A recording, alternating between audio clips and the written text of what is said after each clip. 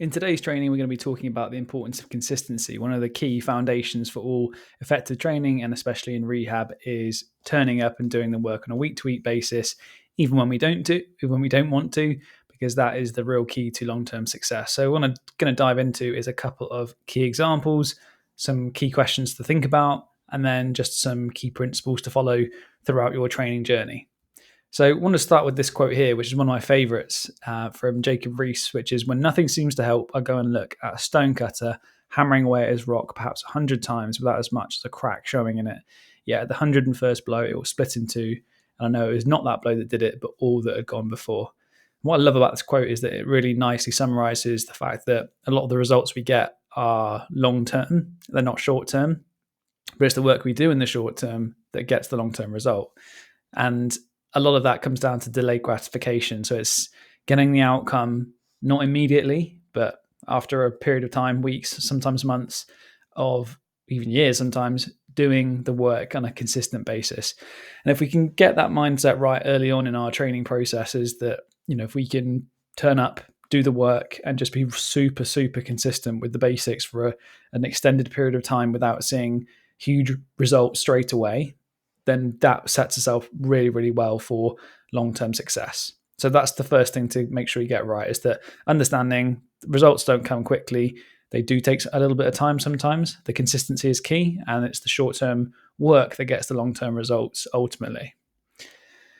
Another way of looking at this is around how the kind of compounding impact of small improvements on a daily basis. I love this from James Clear. It's taken out of the Atomic Habits book, which I'd really recommend. And it shows the difference between 1% better and 1% worse across the period of a year. So as you can see here, the upward curve here is the improvements on a daily basis. So if you can do that 1% every day, by the end of a year, you'll be 37 times better than you were at the beginning of the year. So if you could lift, let's say for simplicity, 10 kilos, you'd be able to lift 370 kilos if that was the example here. Obviously unrealistic, but you get my point. It's about the small incremental compounding impact here. And as you can see with the curve, it's not a linear curve. It's a incremental gain like this, which becomes exponential over time. So you add a little bit more, towards the very end here, it starts to absolutely skyrocket and take off. So you don't get this kind of immediate spike. You get a really nice upward smooth curve. Excuse me. And the training that you do early on is what really gets you those long-term results. Conversely, when you look at something like 1% worse every day, by the end of a year, you will be basically at 3% of where you were.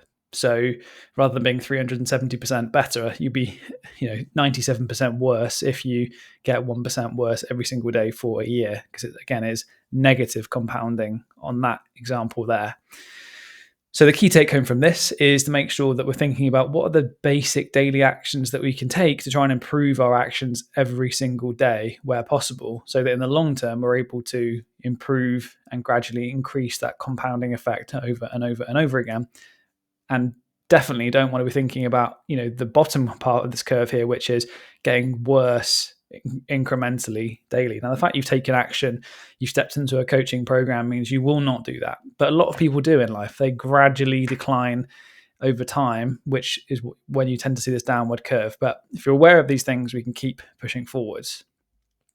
One of the most famous investors in the world, Warren Buffett, he has a massive net worth and has been an investor for a long, long period of time now.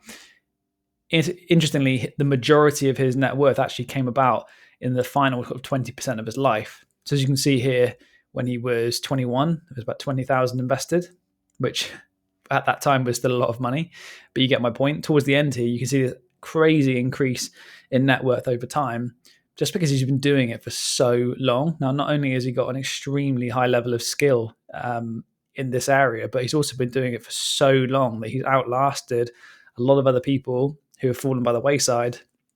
And interestingly, if he'd stopped investing and stopped continuing with this approach at kind of 60 years old, he probably wouldn't be a household name, because there are, actually quite a few billionaires in America. Whereas because he has stuck at this from, basically age of 14, 15 to 80, 90 years old now, the impact of those last few years is astronomical because of all the work that has gone before. That is so key. And all of this is making sure that we can stick to things which we can do on a long-term consistent basis. So super inspiring, and also a real kind of masterclass in patience and psychology here, because most people do not have that level of patience to wait their entire life to get the tail returns of all of that work. People do want quick results, but he's an absolute Jedi in the investing game, and that psychological component there of just being patient and consistent with making good decisions and not kind of jumping into short-term crazy decisions, and being really, really consistent. Another way to look at this is this idea of intensity versus consistency. So if you can just be really consistent on a week-to-week basis, you will get really good long-term results, versus this idea of intensity, which might be, a couple of weeks of just like really, really big effort, but it eventually wears out because it's unsustainable. Usually because what we're asking our mind and our body to do is something way beyond what we're used to doing. And so although you can do it for a few weeks, it's just not sustainable. It hasn't developed a really strong habit just yet. Whereas if you can do something smaller consistently for a very long period of time, you will get amazing results just by sticking to that process, versus short-term thinking and lots of energy, but inconsistency and not being able to sustain that as well. So the question you've got to think about here is, what can you commit to that you could stick to for at least 6 months? Rather than thinking, what can I do for like 6 weeks?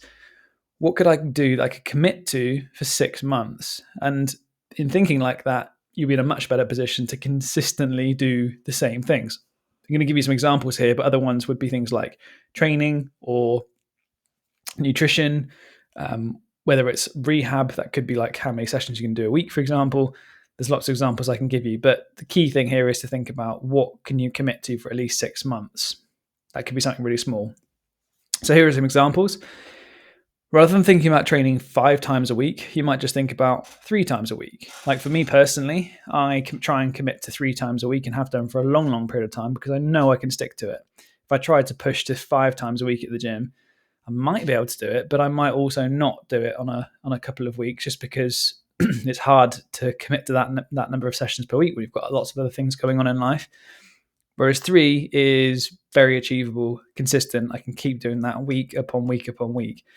And interestingly, in the last few weeks, a lot of the loads in the gym have really kicked on again. And again, a lot of that's come from the work that I've been doing foundationally for the last few months, not because I've just suddenly got massively stronger. But if I was trying to do 5 times a week, it probably wouldn't be that achievable. Another one could be from like a savings perspective. If you try to save, let's say, 10% of the amount coming in, again, this may not be always achievable for everyone. I know there's a kind of cost of living crisis at the moment, but just take the principle from this that 10% savings rate for a very long period of time is going to add up to a huge amount of money. Whereas trying to do something mad like a huge 30% savings rate, which again some people might be able to do, but trying to do that for most people in the short term might work, but again it's not something you're going to be able to commit to for the rest of your life. Whereas more people are going to be in a position where they could stick to that 10% rule for a very long period of time. It just becomes a habit to do it without even thinking. It would almost be weird not to. That's the key thing there. And then lastly, from the gym perspective, it might be a 5% increase in load versus a 15% increase in load. So just trying to incrementally increase the amount of load you're lifting in the gym on a week-to-week basis versus big steps forward in the amount of load you're lifting would be a much better approach. So in summary here, the key principle is long-term habits are far more effective than short-term intensity. The way to establish really good habits is to make sure that they are sustainable and achievable, and they're not going to be unrealistic in the long term. So try to think about anything you're going to commit to. Can I commit to this for at least 6 months? That's the real key to take home from this.